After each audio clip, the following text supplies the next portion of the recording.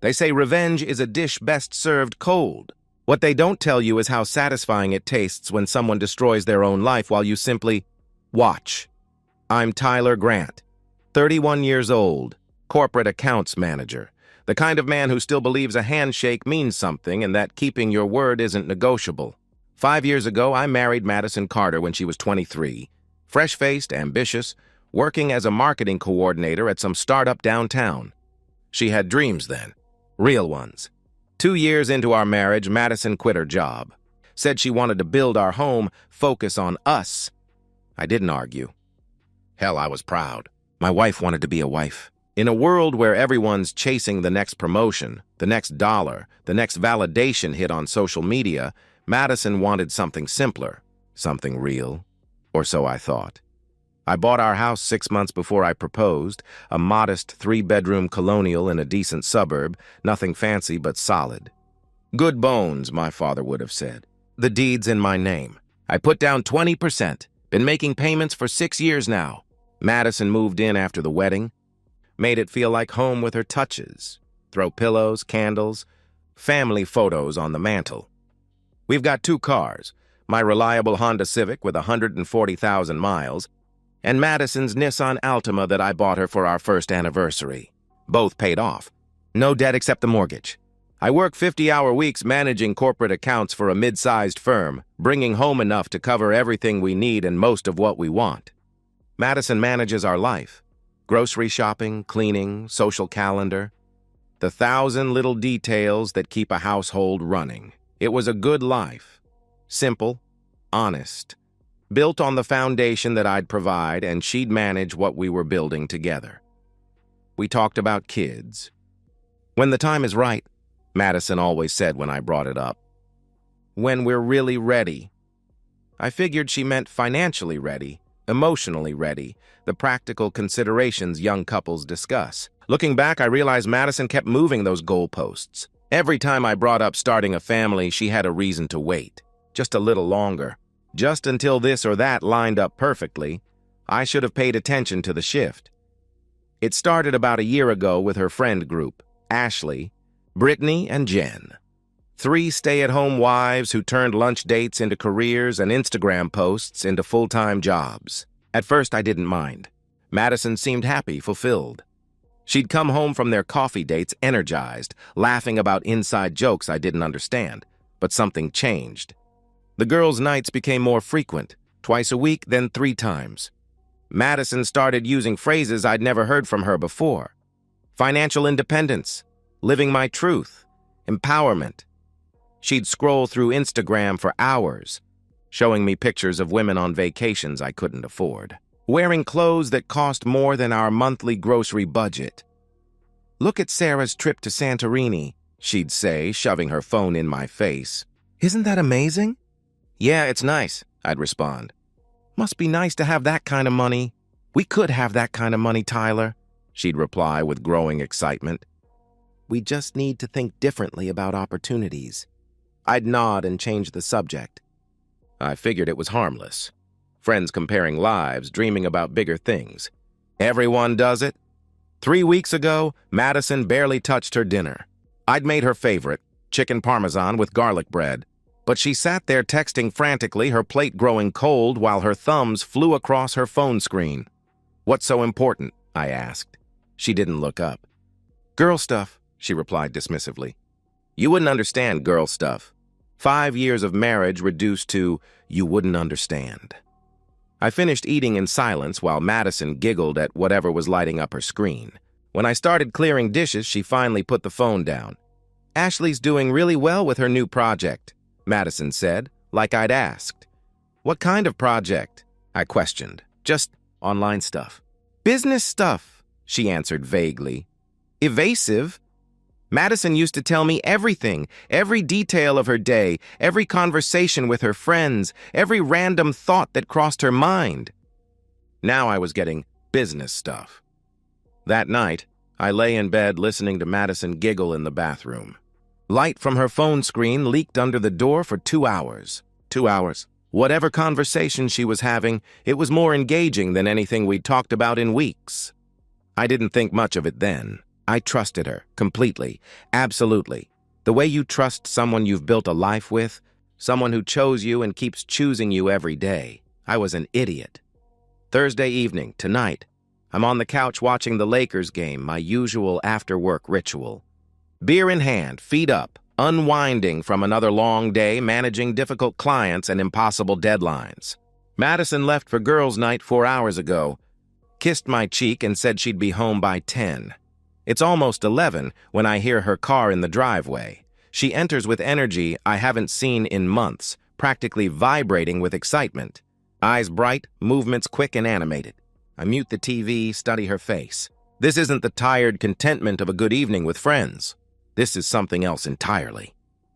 Madison sits beside me on the couch, phone clutched tight in her hand like it contains the secrets of the universe. Her leg bounces. She can't sit still. "Ty, I need to talk to you about something important," she says, breathless with excitement. Something that's going to change everything for us. Change everything for us. I should have known by the look in her eyes. That wasn't excitement about us. That was excitement about her. And I was about to find out just how little I mattered in her plans. "I'm starting an OnlyFans account." The words hit like a physical blow. My stomach drops, hands go cold, the sensation of watching something precious shatter in slow motion. I stare at Madison, my wife, the woman I've built a life with, and for a moment, I don't recognize her. "What did you just say?" I manage to ask. Madison's excitement doesn't dim. If anything, she leans forward, more animated. "OnlyFans, Tyler," she explains eagerly. "It's a platform where women can—" "I know what it is," I interrupt, my voice sounding strange, distant. "You want to post naked pictures of yourself online for strangers to jerk off to?" She flinches at my bluntness, but recovers quickly. "It's not like that," she insists. "It's empowerment, Tyler. Financial independence. Ashley's making $3,000 a month just posting photos." $3,000! That's more than I made at my old job. Ashley. Of course it's Ashley. I should have seen this coming the moment Madison started spending time with that woman. Bleached blonde, fake everything. Married to some poor bastard who works 2 jobs to fund her lifestyle while she plays influencer. "So this is what your girls' nights have been about?" I ask, pieces falling into place. "Planning this?" "Planning my future." "Our future," Madison replies, eyes shining with that evangelical fervor people get when they've found their new religion. "Tyler, we could pay off the mortgage early. Take that vacation to Europe you're always talking about. I could contribute again instead of being dependent on you. Dependent on me. Like our marriage is some kind of burden she's been carrying instead of a partnership we built together. You want to contribute?" I respond. "Get a job. A real job." Madison's expression shifts from excitement to irritation. "A real job?" she counters. "Folding clothes at Target for $12 an hour? Filing papers in some office? Tyler, why would I do that when I can make real money doing this?" "Because real jobs don't involve selling access to your body online," I answer firmly. "My body, my choice," she fires back. The phrase rolls off her tongue like she's been practicing it. "You don't own me, Tyler. You're right. I don't own you," I reply, standing up, needing to move, needing space. "But I married you. I made vows to you. I thought you made them to me too." "This doesn't change our marriage," she starts. "Like hell it doesn't." I cut her off, the anger coming now, clean and sharp. "You want to post intimate photos for strangers to buy, rate, comment on, save to their computers forever. You want to chat with them, take requests, build relationships with men who see you as a commodity. And you think that doesn't change our marriage?" Madison's voice rises, defensive. "You're being dramatic," she argues. "It's just photos, Tyler. It's not like I'm sleeping with them." "Just photos," I laugh, but there's no humor in it. "Madison, these men will know what you look like naked. They'll have your pictures forever. They'll share them, trade them, post them on other sites. You'll never get that back, never." "So what?" she challenges. "Women have been shamed for their sexuality for centuries. I'm done with that. I'm done being ashamed of my body." "This isn't about shame," I respond. "This is about respect, self-respect, respect for our marriage, respect for the life we've built." Madison stands too, gets in my face. Respect? She demands. Tyler, I've been your housewife for 3 years. I clean your house, cook your food, manage your life. I haven't worked, haven't contributed financially, haven't had my own income. Do you know what that feels like? Do you know how small that makes me feel? The accusation stuns me. You asked to stay home, I remind her. You said you wanted to build our life together. I thought I did, she admits. But I'm 28 years old, Tyler. I need more than this. I need to feel valuable, important, like I matter. You matter to me, I tell her. That's not enough anymore, she declares. The words hang between us like a death sentence. Not enough anymore. 5 years of marriage, of building something together, of choosing each other every day. Not enough anymore. Then get a divorce, I say quietly. If I'm not enough, if this life isn't enough, if you need validation from strangers online to feel valuable, then leave. But don't ask me to stay married to someone who's selling herself online. Madison's confidence wavers for the first time. Tyler, you're being ridiculous, she protests. Lots of women do this now. It's normal. It's accepted. Not by me, I state firmly. You'll get over it, she says with casual dismissal. The casual dismissal hits harder than her initial announcement. You'll get over it. Like my feelings are inconvenient obstacles to her self-actualization journey. Like the boundary I'm drawing means nothing. Like I mean nothing. No, I say quietly. I won't. Madison studies my face, maybe finally seeing something that scares her. Tyler, I've already set up the account, she reveals. I'm launching next week. This is happening. Already set up. This isn't a discussion, it's an announcement. She's made her decision and expects me to fall in line like a good little husband who knows his place. Then pack your bags, I tell her. What? She gasps. You heard me, I repeat. You want to post naked pictures of yourself online for strangers to jerk off to? You want to build intimate relationships with men who see you as a commodity. You want to prioritize validation from strangers over your marriage. Fine. But you're not doing it under my roof as my wife. Madison's mouth opens and closes like a fish. This isn't going according to her script. In her version, I was supposed to sulk for a few days, maybe give her the silent treatment, then grudgingly accept her empowerment journey because I love her too much to leave. You're giving me an ultimatum? She asks incredulously. No, I correct her. I'm stating a fact.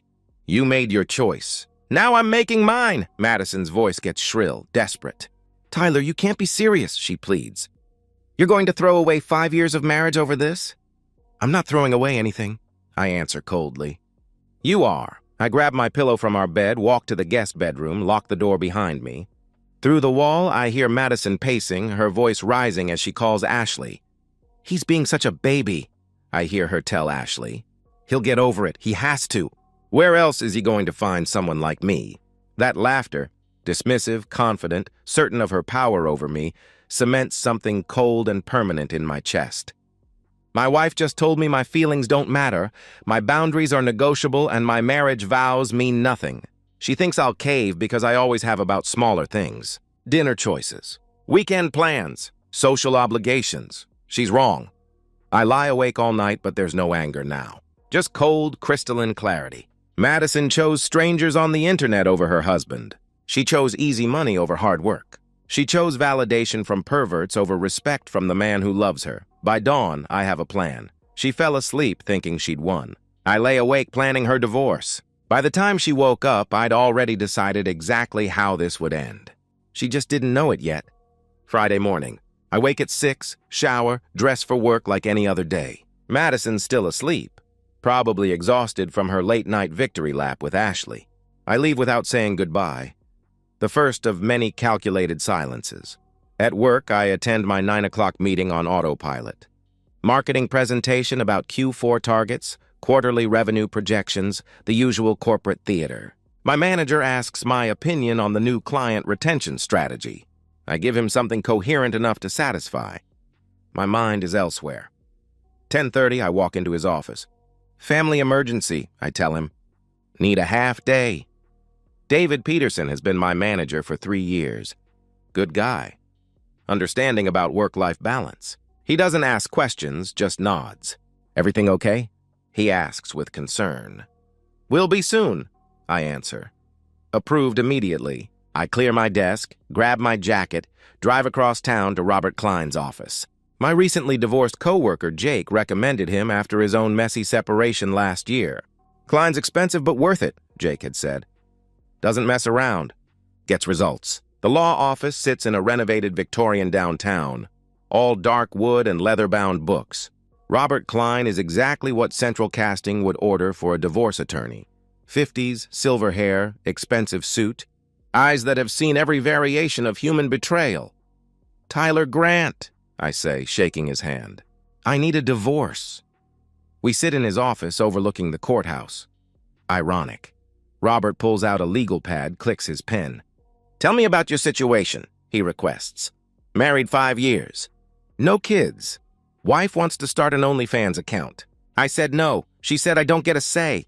I want out, I explain with clinical detachment.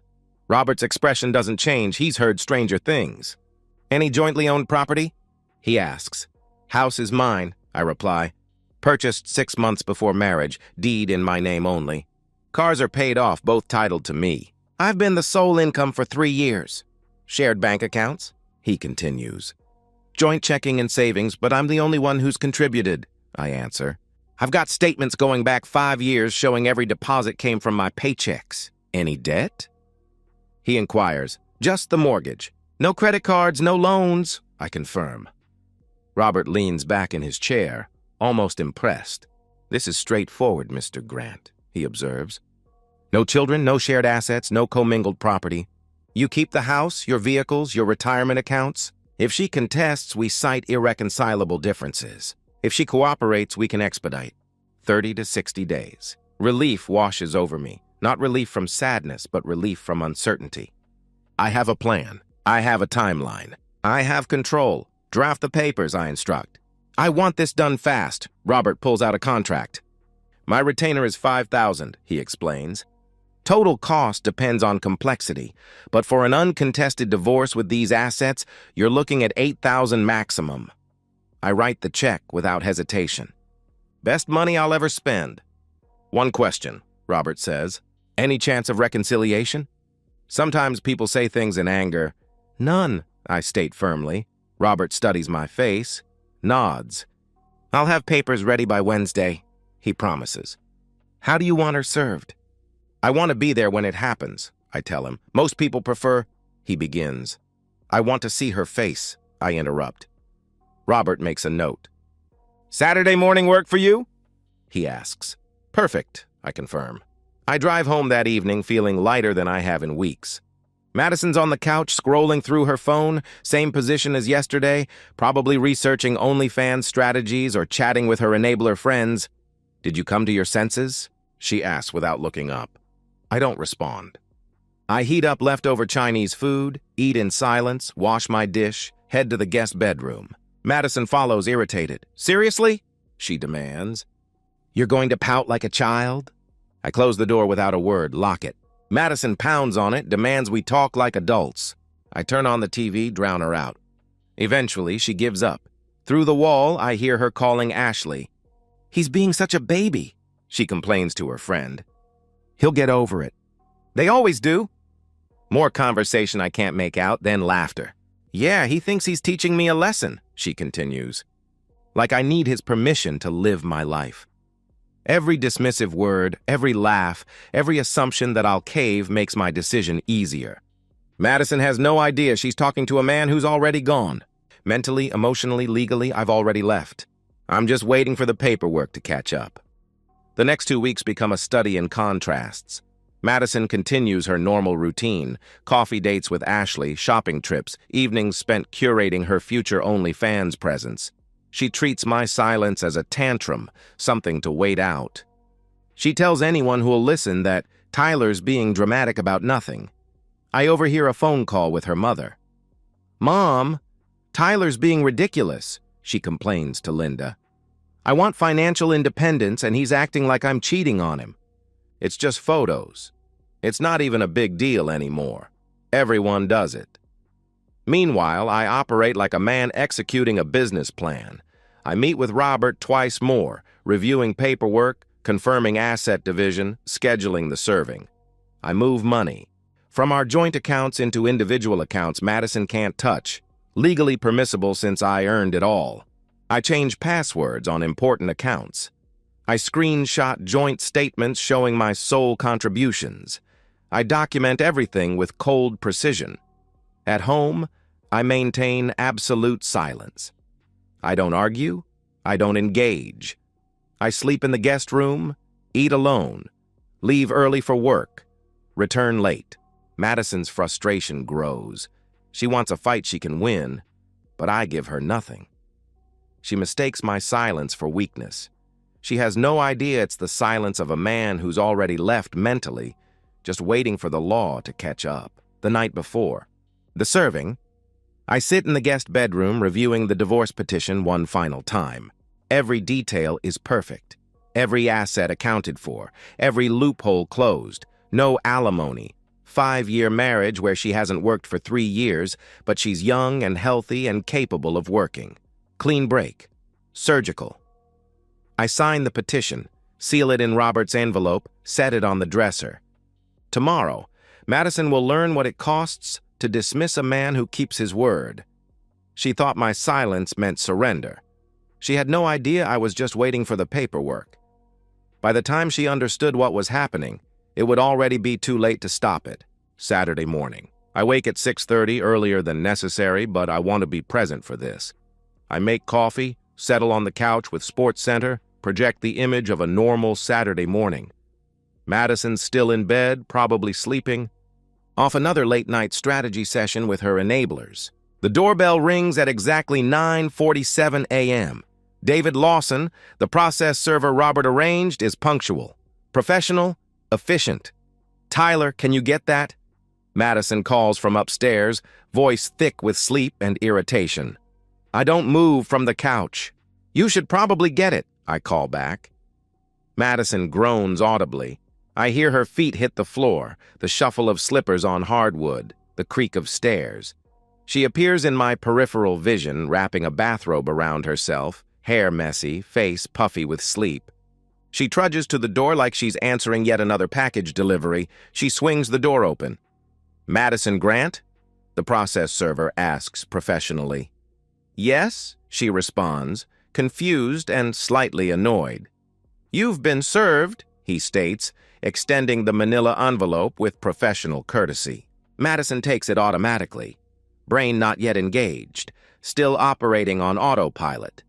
David turns and walks away, job done, already moving toward his next delivery. Madison stares at the envelope like it might explode. She tears it open with growing confusion, unfolds the papers with shaking hands. I watch her face from the couch. Confusion shifting to comprehension. Comprehension shifting to horror. Petition for dissolution of marriage, in bold official text. The papers flutter in her trembling hands. Tyler, she whispers, her voice barely working. What is this? I don't look away from the TV. Exactly what it says, I answer calmly. Long pause. The silence stretches like a held breath. You're divorcing me? She asks in disbelief. Yes, I confirm. The word lands like a judge's gavel. Final. Irreversible. Madison's voice rises, cracking. Over OnlyFans? She screams. Are you serious? I finally turn to face her, and I see the exact moment she understands. My eyes are empty of the warmth she took for granted, devoid of the forgiveness she assumed would always be there, cold as winter morning. You made your choice, I state matter-of-factly. I made mine. The floodgates open. Madison tries everything. Panic, promises, manipulation, tears. The papers scatter around her as she collapses on the couch. We can talk about this. I'll delete the account. I won't do it. Please, Tyler, please, she begs desperately. Too late, I reply without emotion. I didn't think you'd actually leave me, she cries out. The confession hangs in the air. She gambled with our marriage, bet that I'd never call her bluff, that my love made me controllable. She lost. I stand, grab my keys from the hook by the door. Time to leave her alone with the consequences. Tyler, please, she pleads. Don't do this. I'm sorry, I didn't mean it. I pause at the door, deliver my final instruction as her husband. I'm going out, I announce. When I come back, I want you gone. Pack your things and leave. Where am I supposed to go? She asks desperately. The question is genuine. Madison hasn't thought beyond Ashley's cheerleading and the promise of easy money. Reality is hitting like a freight train. That's not my problem anymore, I answer coldly. Madison makes one last attempt, voice breaking completely. Tyler, please, don't do this. I love you. I stop. Turn. Meet her eyes one final time. If you loved me, I tell her with finality, you wouldn't have chosen strangers on the internet over our marriage. I leave. I drive aimlessly for 3 hours, not from indecision, but to give her time to pack and leave without another confrontation. I grab lunch at a sports bar downtown, watch college football, feel nothing but relief, no second thoughts. No regrets, just the clean satisfaction of a decision made and executed. When I return home at 2 p.m., Madison is gone. The house feels lighter, cleaner, like a weight I didn't know I was carrying has been lifted. Her closet is empty, her bathroom products are gone.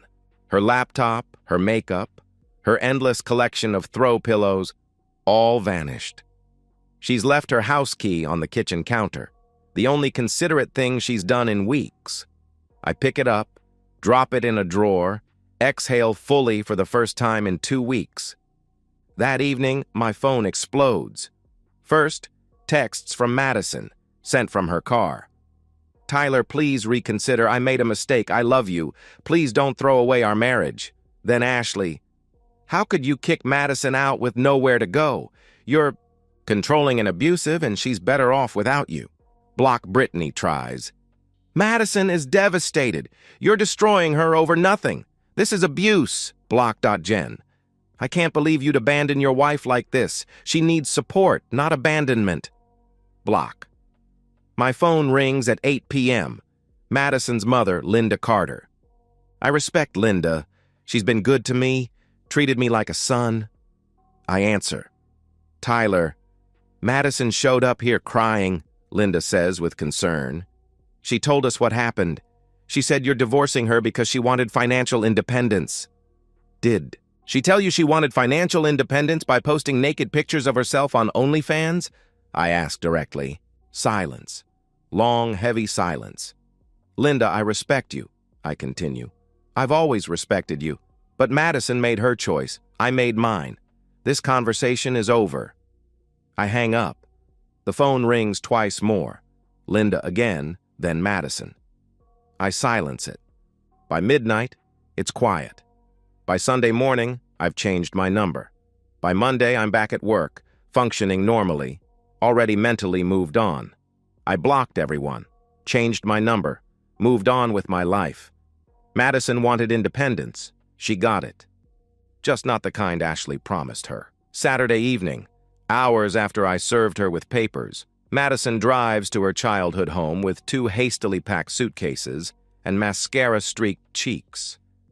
She pulls into the driveway of the modest ranch, house where she grew up, where Linda and Tom Carter raised their only daughter, the people she assumes will unconditionally support her, take her side, shelter her while she waits for Tyler to calm down. Linda opens the door, immediately concerned by Madison's appearance. Sweetheart, what happened? She asks with worry.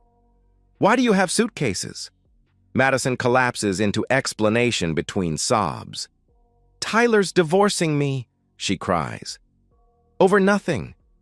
He's being controlling and unreasonable, and Tom appears behind Linda, arms crossed. Madison's father has never been one for drama or emotional outbursts. Practical man, retired electrician, built his life on hard work and straight talk. Why is he divorcing you, Madison? He asks directly. Madison hesitates. This is the moment she realizes she has to say it out loud to people who aren't Ashley, people who haven't spent months normalizing this decision, people who might not see it as empowerment. I wanted to start an OnlyFans account, she stammers. To make money, to be independent. He freaked out. The words hang in the evening air like a toxic cloud. Linda's expression transforms from maternal concern to something Madison has never seen before. Disgust. Actual disgust at her own daughter. You wanted to do what? Linda asks in horror. Madison tries the same arguments that failed with me. It's not a big deal, Mom, she insists desperately. My friend Ashley does it. It's just photos. It's empowering. Women have been shamed for their sexuality for... Tom cuts her off, voice like ice. Photos of what, Madison? He demands. It's my body. My choice, she argues defiantly. I have the right to, and it's our reputation. Tom's voice rises, something that rarely happens. You want to disgrace yourself online? Fine.